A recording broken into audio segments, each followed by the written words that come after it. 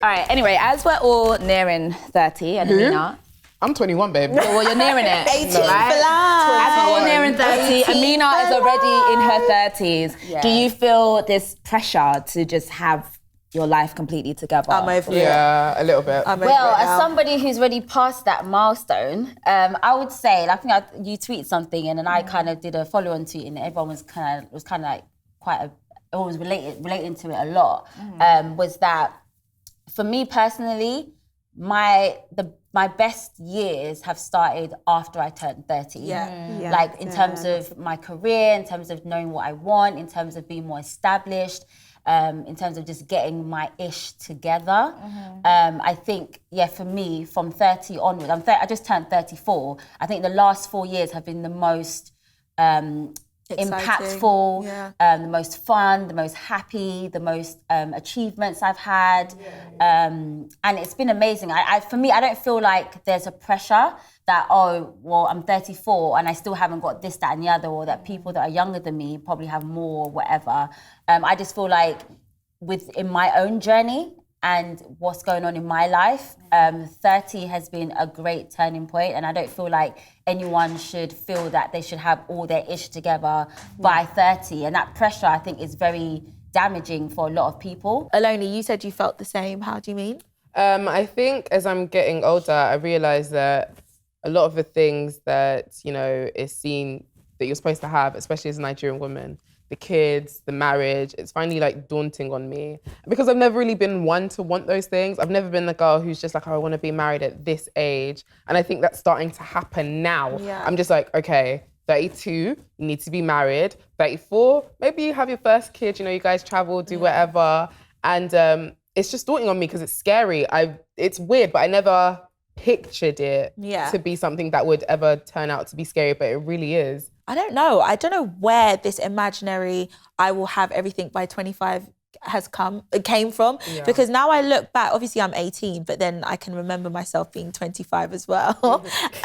And I couldn't imagine being like married with children or wanting children at 25. And that's no shade to people who have been married and who want it and who are prepared. But just knowing me and my personality and who I am, I would never have been ready by 25. So this whole 30 thing, like, I'm just like throwing it out the window. Like whatever is meant to happen will happen. I won't say that I'm not disregarding though my body clock as well. So I do think, when I do get to 30, maybe I might pressure myself a little bit, like not to, like because I want kids. So I know I'm gonna probably be mindful if I'm getting to like maybe like mid-30s and maybe I haven't found the right person or whatever about what that next step will be when it comes to children.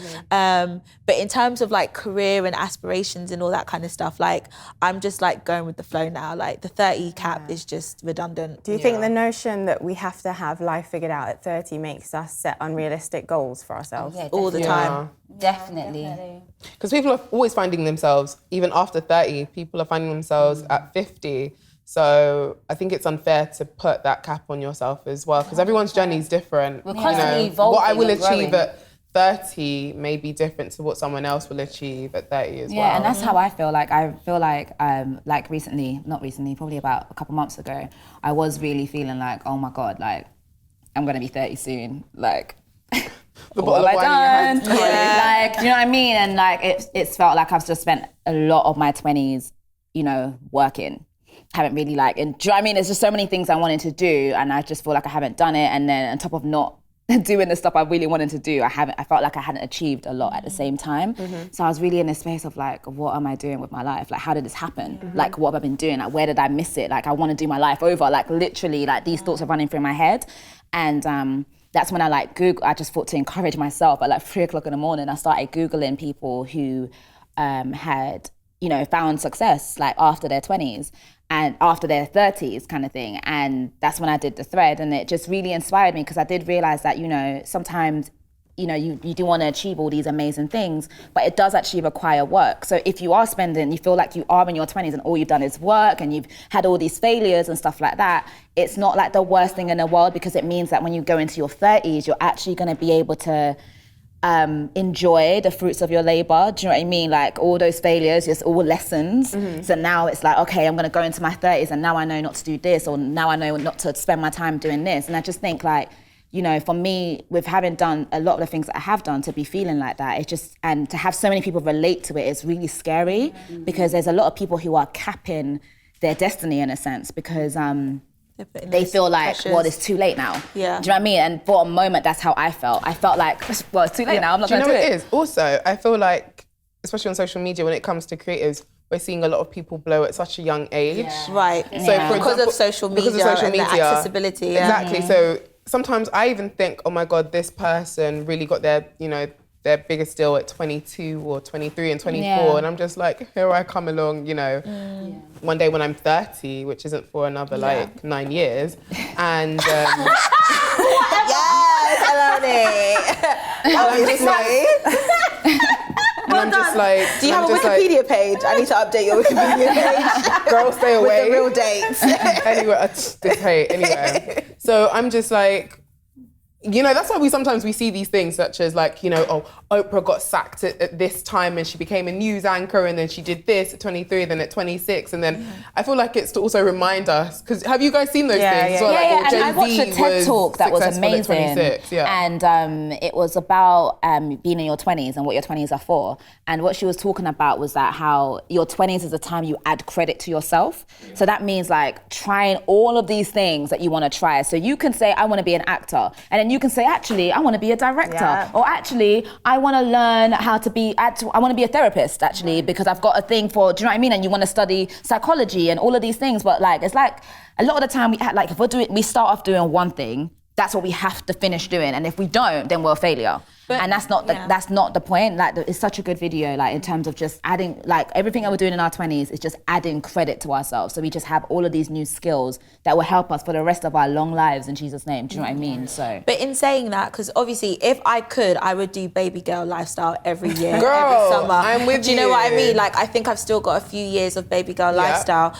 But in saying that, do you think that we should reach a level of maturity and responsibility by 30? Is it okay for us to be slightly irresponsible and slightly like with the birds and still figuring things out? Or should we have some sort of foundation set for us by 30? I think life is all about balance. And it comes down to realizing both points, realizing what Rita said, in that now, by now being in your 20s, you have the opportunity to dibble and dabble and try different things and get to know yourself and get to understand yourself and enjoy your youth with the knowledge that everything you are doing in your youth is going to impact your future. So don't have so much fun that you totally disregard your finances. And don't be so frugal that you don't have so much fun. So it's all about balance, and it's almost, I think, a common sense approach. I think deep down we know when we're doing baby girl too much, or deep down we know when we're not really enjoying life or we're not really socializing. So I just think it's about looking inwardly and thinking, okay, I'm enjoying my life, I'm having fun, I'm getting to understand myself, but am I building the foundation so when I do turn whatever age, I can say, okay, I've saved a bit of money while having fun, I've put some plans in place, I have some jobs on my CV. So I just think it's just balance. Yeah.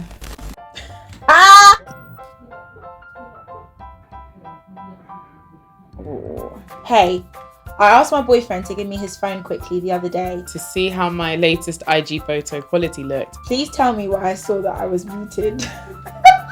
I'm a bit mixed. Like, why would your boyfriend not want to see your pictures? I don't think there's a problem with that. Maybe you're just being a bit annoying. I just don't get why you'd want to mute your partner's post. It makes no sense because you're supposed to be there hyping them up anyway. I have to ask my boyfriend, like, why? Why did you mute me? Why are you muting me, my G? Okay, so if you bring it to him as a problem, it's like, what are you going to say? Or why did you mute me on Instagram?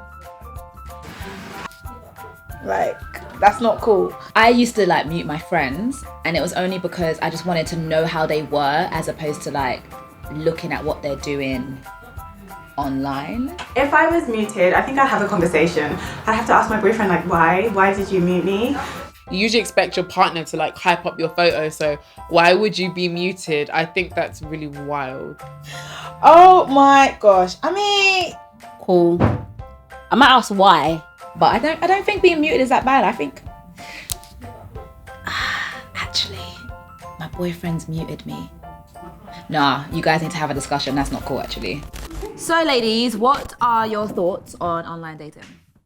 I think they're good, just as well as using other platforms to meet new people. I feel like if you're trying to date, it's best to try different methods instead of sticking to the regular schedule that you have. Like, people's usual schedules are going to the same places every couple of weeks, going to the same bars, and then wondering why they're not meeting new people. But it's because you're going to the same places. But if you change it and switch up, you know, your routine and implement dating, online dating, I think it could definitely help, especially when you're not just doing one form of dating apps. Like, try 2 or 3 and see what you benefit from the best. So which one have you gone on? I've tried a bit. A couple, but I'm not going to mention them. Oh, okay. I remember there was a time I was on one of them and someone DM'd me saying, oh my gosh, I think someone's like faking to be you. And I was just like, oh no, it was me. But at the time I used it, it was actually it was for a dating event I was running. So I told my boyfriend at the time, like, I've gone on dating apps, but I'm not meeting anyone. I've used it in front of him. It was literally just to chat up guys and say, hey, I've got an event that's happening, because we're best to find single men, if not on dating apps. So yeah, that was my strategic. Has anyone else been on it? Yeah. I've never been on one, but that's because like I've had very short stints of being single in between relationships, or like where I've even cared about finding someone. But my view of them, admittedly, has changed significantly. So once upon a time, I used to think that they were like a no strings attached hookup zone. Like, oh, if you go on a dating app, you're going to find someone, have sex, and that was it. And I think a lot of people sadly still have that belief. But my perception changed significantly as I got older, and understanding the variations between different types of dating apps as well. So there are some dating apps people use, and they're commonly associated with no strings attached sex. And there are other dating platforms, maybe not apps, but dating websites, dating platforms, where people register and actually pay a fee to be taken serious, to find someone serious, and they even there are even algorithms involved. They do tests to find out about character traits and evaluate you to pair you up with the right people. And I think more recently, actually, because of something else that I'm working on, I did a lot of research on dating apps, and it actually seems like they're really successful. So I read that when a couple meet on dating apps, they tend to get married more quickly than if they met in person. And people who met online who end up married actually report higher rates of marital satisfaction if they met on a dating app. I actually know a few people that have gotten married from meeting on dating apps. But for me, I've always thought like dating apps is just literally cringe.com. Like, really? No. Why? I've literally been so like, no. But have you never made friends on social media before? Yeah, but that's friends. Like, it's not like, okay, we're both here because we're both single and we're both looking for love. AKA and it's like, oh, so cringe. People aren't cringe.com. usually looking for love. Like, there's nothing wrong with looking for companionship. I think the moment whatever word you want to use, you're looking for somebody to love you. I don't get it. Like, but you say it like it should be, like it's shameful. What's wrong with that? Well, for me, I just feel like maybe I'm old school. Do you think it makes you look desperate? Yes, I think for me, it doesn't. No, I don't think it makes you look desperate. I think it's kind of like an extreme measure. It's like you're going above and beyond to try and find someone. But that's the thing. Online dating isn't going over and beyond to find someone, though. I think it's literally just the new school way of how people date. What I was alluding to in terms of what I was saying is that, like, I've always felt like going on a dating app. I think for me, it's the same thing as going to speed dating. It's just that it's in person, but we're all here because we all want to find love. I think it's the idea that we're both like everyone that is there is wanting to find somebody, and it's kind of like, this is like my last resort, or like this is like an extreme measure. So whether it's on an app or whether it's in person in like a singles event, like I feel the same way about singles events. I feel the same way about speed dating. Like all of it to me is like, so if someone it's very like your DMs, would you consider that as online dating? Someone Because like it's happening on an app. someone like If moving someone's to me moving to you on Twitter, Facebook, Instagram. No, I don't see that as online dating because But it is. I might not. I'm not It on is. that social media platform to online. date that person. You're or to know online that and they're one. going to ask you out on a date. Do you say yes or no? No, what I'm trying to say. I get what you're saying, What I'm Amina. trying to say is that on Instagram, I'm not there to look for love. Yeah. But on a dating app, I'm there to look for love. But then on You know what I mean? Instagram, doesn't it allude to the fact that you are, like, your posts allude to the fact that you're No, single? it doesn't. My post allude to the fact that I'm posting outfits. Your captions for allude to the brands fact and that you're getting paid to single. do that. I So understand. me being single has got Most nothing to do people with what I'm can gauge wearing. whether someone's in Do a you know what I mean? relationship or Yeah. someone's single You can from tell their us, exactly. social media. I understand. No, not necessarily. Just because the profile's not I could have been in a dedicated to relationship all this dating. time and nobody knew. But what I'm trying to That's the true. other side of But things. people who are in relationships use dating apps as well, so I don't know. Well, there you go. I read that 30% of the people on Tinder are in a relationship. Yeah, I'm not surprised. curious. I'm not shocked. Do you see? So anyway, I think I've like that whole like mentality that I've had and that whole like this is a bit much for me kind of thing is slowly, very very slowly changing because I have heard good stories of people meeting like genuinely good people on those apps and going on to have really good relationships and getting married and stuff like that. But I just feel like for me, I'm not at a place where I feel like I need to go on a dating app. I feel like I'm still happy living my life and maybe meeting someone in person. Yeah, or through a friend, or do you know what I mean? Just like the normal way of doing things. I understand that, but I also think it is slightly harsh to see it as like a last resort. So I think it links back to what Oloni and Mercedes were saying in that it's just another means to widen your dating pool. I don't think maybe you saying as the last resort is a wrong wording. I think it's more like you are you're being very overly intentional about what you want to I feel like everyone should date with intention. Yeah, Like, exactly. the whole point of dating and not wasting time or wasting other people's time is to date with intention. And to so go it's to fantastic where to the be able single to, people- I think, go to a place to say, this is my intention. Where are these This single is what I people? want. These are my And this is preferences. exactly what you There's want. nothing worse. Sorry, but there's But nothing I worse than see- going to a bar. You're talking to a guy, and then he slips in that he's got a girlfriend. It's just like, oh fuck. Yeah, but you just said that people on apps are in relationships as well. 30%. There's 70. But there's probably like, I don't know, a higher chance that the guy who's at a bar is just out with his friends for a drink. Doesn't mean that he's there because he's single. I do understand what she's saying. I get though. what she's it's saying. Like, it's just very, I know it's good to be intentional, but it's also quite scary to be intentional as well. Like, I don't know, I just Very feel like in your face. It's it's like that decision, like you're on this dating app Have you and ever it's tried like, it? no, I have actually recently. But like you're on this app and it's like, okay, I'm on this app, I'm putting my best foot forward because I'm trying to meet someone and I want to, hopefully it's the love you're of my shopping life. for and, the person do you know what I that mean? you And it's wanna just, talk to, I like, think that as driving left someone, and if right. you haven't been in a relationship for a while, whatever, or if you maybe have a relationship phobe or whatever, it is a bit scary to just kind of, because you're putting yourself out there. Whereas on Instagram, you're putting yourself out there, but it's more like fun. I'm not putting myself out there. So, hey, I'm single. But come like and it's talk like, to me. hey, I'm single. It's a I bit, think we're lucky. you know. I think our generation's quite lucky So because lucky. we never, like, our parents didn't have that before. That Like, it's a luxury. literally And they had to met go each out other and they every got married weekend. and they're okay. Most of our Not parents' really, they're not marriages are together. not very successful. Yeah. I have a question. Well, Do there's you lots- think- there's a lot of parents Do you that- think there are some apps that are quite instantaneous? You swipe left, you swipe right, and all that jazz. Do you think, though, that there is a negative impact of having instant access to people and instant access to people who are seeking companionship and intimacy?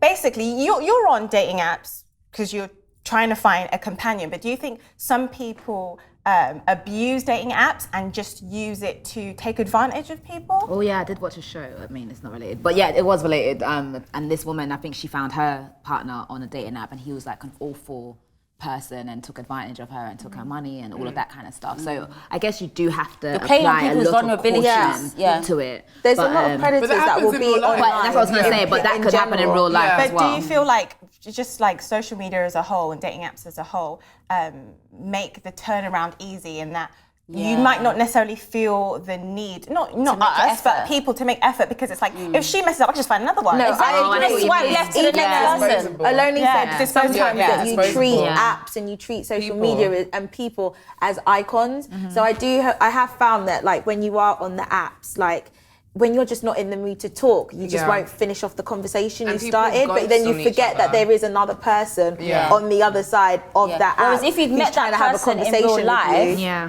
and you exchanged numbers and you've only physically met them and you've spoken to them and then messaging you, I think you'd probably be more inclined. You might be more inclined to like respond. I mean, but I just think I think people ghost, even like people ghost all the people time. ghost all the time. Like it doesn't.